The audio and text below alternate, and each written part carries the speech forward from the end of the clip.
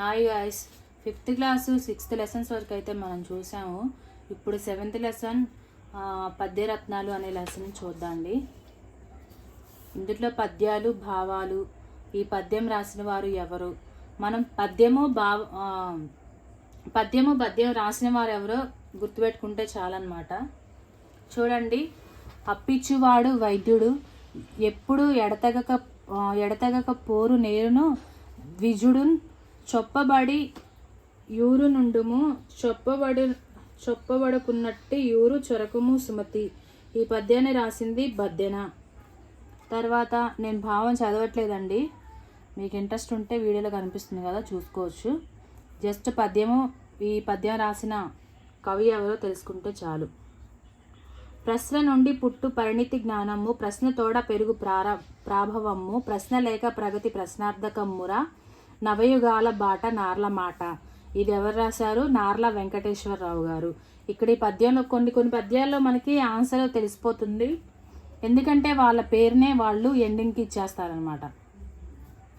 కొన్ని పద్యాలు మనం గుర్తుపెట్టుకోవాలి. చంపదగిన ఎట్టి శత్రువు తన చేత జిక్కినేని గీడు చేయరాదు, పొసగ మేలు చేసి పొమ్మనుటే చాలు విశ్వదాభిరామ వినురవేమ. ఇందుట్లో కూడా వేమన గారి పేరుంది, ఇది వేమన రాశారని ఈజీగా అర్థమైపోతుంది. 4వ పద్యం. మచ్చిక లేని చోట ననుమానము వచ్చిన చోట మెండుగా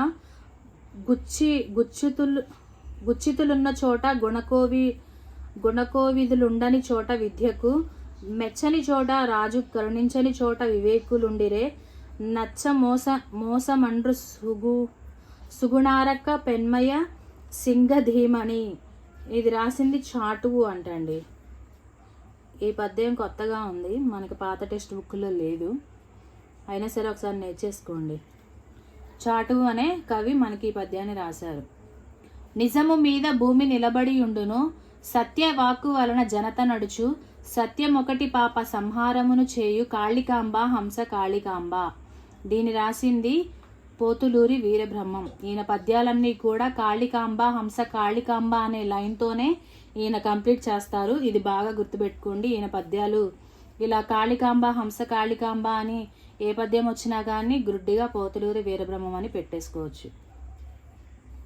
ఓరు లేయని యొనరించిన నరవర నప్రియము తన మనంబు నక్కగు, నొరులకు నవిసేయుడికి బరాయణము పరము ధర్మ పదములకెల్లన్. ఇది రాసింది తిక్కన. నీతియే మూలము విద్యకు, నీతియే పురుషార్థ తత్వ నిర్ణయాకము, నీతియే భూత ప్రీతియు, నీతి అంతుండెప్పుడొందు నీత పదంబున్. ఇది ఏటుకూరి వెంకట నరసయ్య గారు రాశారు.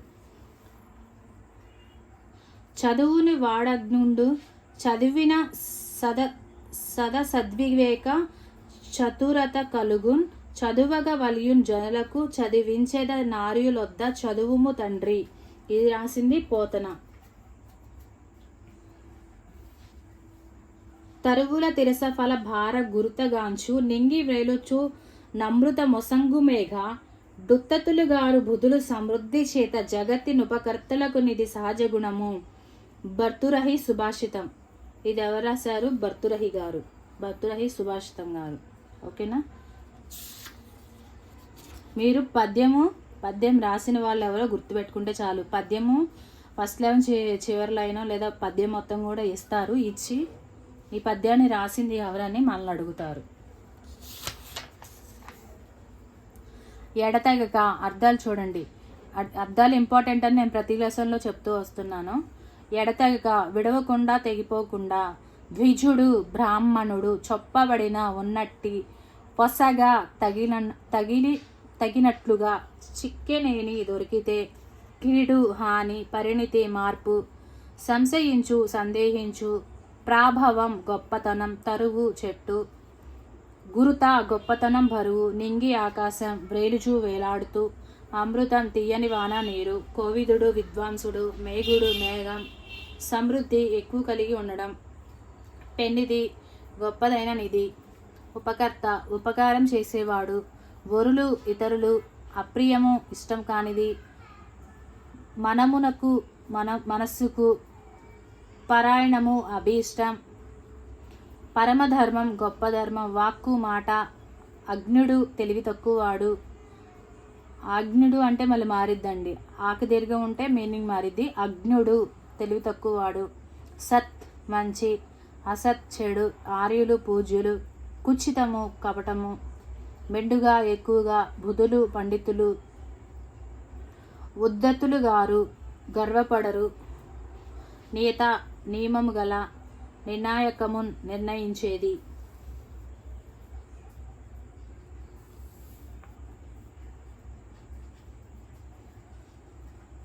ముక్తికం అంటే ఒక పద్యం పూర్తి అర్థాన్ని తనకు తానే ఇస్తూ ఇతర పద్యాలతో సంబంధం లేకుండా స్వయం సంపూర్ణంగా వినిపించేది. తెలుగులో ముక్తక రచనకు శతక చాటు పద్యాలను ఉదాహరణగా చెప్పవచ్చు. వేములవాడ భీమకవి శ్రీనాథుడు, తెనాలి రామకృష్ణుడు చాటు పద్య రచనలో చాలా ప్రసిద్ధులు. ఎవరెవరు? వేములవాడ భీమకవి, శ్రీనాథుడు, తెనాలి రామకృష్ణుడు, వీళ్ళందరూ చాటపద్య రచనలో ప్రసిద్ధులు. ముక్తకం ఒక పద్య ప్రక్రియ. శతకంలో కూడా ముక్తక లక్షణం ఉంటుంది.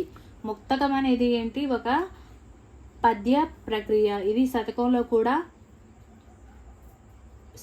కూడా ముక్తక లక్షణం అనేది ఉంటుంది. స్వయం సంపూర్ణమైన పద్యాన్ని ఏమంటారు? ముక్తకం అంటారు. ముక్తక రచనకు ఉదాహరణగా పద్యాలు చెప్పవచ్చు. ఏ పద్యాలు ఇక్కడ ఉదాహరణగా చెప్పవచ్చు?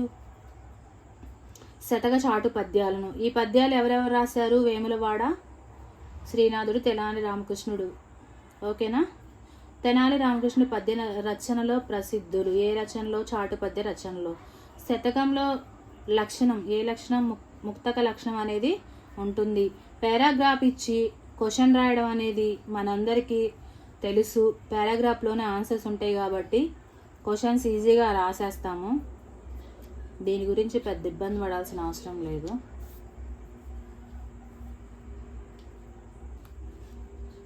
ఇది గబా చదవాలంట. వీళ్ళకి ఒక టాస్క్ ఇచ్చారు.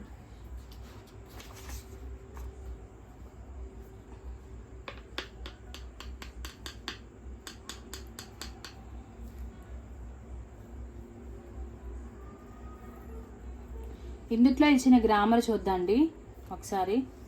సాధారణంగా భాషలో పదజాలాన్ని పురుషులను సంబోధించే పదాలు, స్త్రీలను సంబోధించే పదాలు, ఇతరులను సంబోధించే పదాలు, పక్షులు, జంతువులు, జడాలు అని విభాగం చేయవచ్చు. వీటినే పురుషలింగం, స్త్రీలింగం, నపుంసకలింగం అంటారు. కొన్ని భాషల్లో అర్థంతో సంబంధం లేకుండా పదస్వరూపాన్ని బట్టి లింగం ఉంటుంది. కొన్ని భాషల్లో అర్థాన్ని బట్టి లింగం ఉంటుంది. తెలుగులో అర్థం ప్రమాణం. తెలుగు వ్యాకరణలో ఈ విభాగాన్ని లింగం అనకుండా వాచకం అంటారు. పురుషులను బోధించే పదాలు మహత్తులు, తక్కినవి అమహత్తులు. వాక్య నిర్మాణంలో స్త్రీలను సంబోధించే పదాలు ఏకవచనంలో అమహత్తుతోనూ బహువచనంలో మహత్తుతోనూ చేరతాయి. అతను వచ్చాడు, ఆమె వచ్చింది, వాళ్ళు స్త్రీలు పురుషులు, స్త్రీ పురుషులు వచ్చారు, అవి వచ్చాయి. అందువల్ల స్త్రీలను బోధించే పదాలను విడివిడిగా చెప్పాలంటే వాటిని మహతీ వాచకాలు అంటారనమాట. స్త్రీలను బోధించే పదాలను విడిగా చెప్పాలంటే వాటిని ఏమంటారు? మహతీ వాచకాలు అని అంటారు. స్త్రీలను పురుషులను వివిధ లింగం అనేది వేరుగా ఉంటుంది కదా, వాళ్ళ గురించి చెప్పడాన్ని, ఆ అర్థభేదం చెప్పడాన్ని మహత్తులు లేదా అమహత్తులు అంటారు. అయితే స్త్రీలలో అది వచ్చింది, ఆమె వచ్చింది, వాళ్ళు వచ్చారనే ఇద్దరు ముగ్గురిని సంబోధించి చెప్పాల్సినప్పుడు వాటిని ఏమంటారంటే మహతీ వాచకాలు అని అంటారని చెప్పారు. ఇక్కడ ఒక పద్యం ఇచ్చారు చూడండి.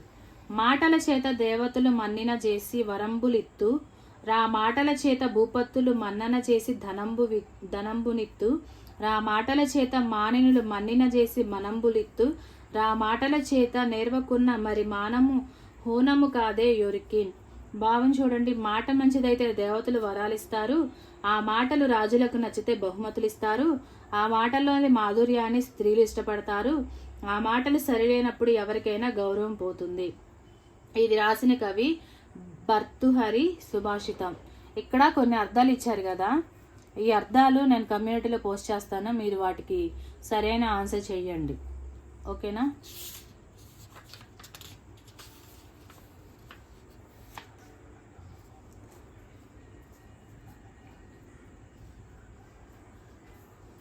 ఈ లెసన్ అయితే ఇంతటితో కంప్లీట్ అయిపోయిందండి.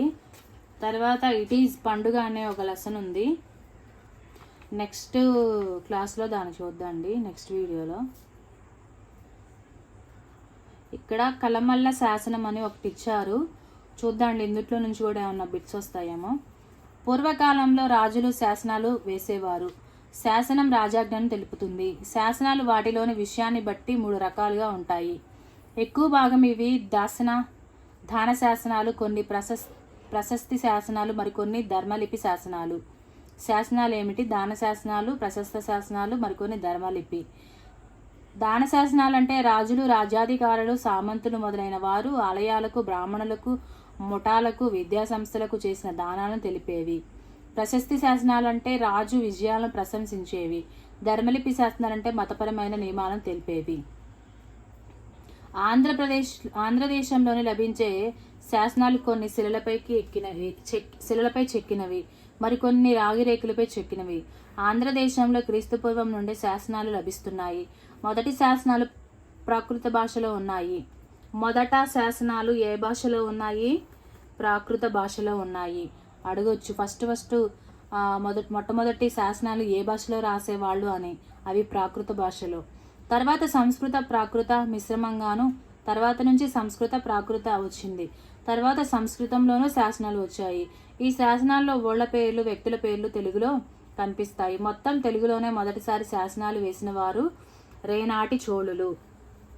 ఫస్ట్ ప్రాకృతంలో వచ్చాయి, తర్వాత సంస్కృత ప్రాకృతంలో వచ్చినాయి. తర్వాత తెలుగులో మొదటిసారిగా శాసనాలు వేసిన వారు ఎవరు? రేనాటి చోళులు. రేనాడు అంటే ఇప్పటి వైఎస్ఆర్ కడప జిల్లా ప్రాంతం. రేనాటి చోళరాజు ఎరికల్ మతురాజు ధనుంజయుడు కలమళ్ళ గ్రామంలో వేసిన శాసనం ఉంది. శాసనంలోని పదాలన్నిటికీ మనకు ఇంకా స్పష్టమైన అర్థాలు తెలియవు. ఇది దాన శాసనం. ఈ దానాన్ని పాడు చేసిన వారికి పంచమహాపాతకాలు కలుగుతాయని శాపవాక్యంతో శాపనం ముగిసింది. నాటి తెలుగు భాష ఎలా ఉందో, లిపి ఎలా ఉందో, శాసనం ఎలా ఉంటుందో మీరు తెలుసుకోవడానికి ఇదొక ఉదాహరణ. తొలి తెలుగు తెలుగు మూలాల అధ్యయనం సంఘం వారి సౌజన్యంతో ఇది రాశారంట. ఈ కలమల్ల శాసనం అనేది తొలి తెలుగు దివ్య అనే వాళ్ళ సౌజన్యంతో ఇది రాశారు. ఈ లెసన్ అయితే కంప్లీట్ అయిపోయిందండి. నెక్స్ట్ ఇట్ ఈజ్ పండుగ అనే లెసన్ నెక్స్ట్ వీడియోలో చూద్దాండి.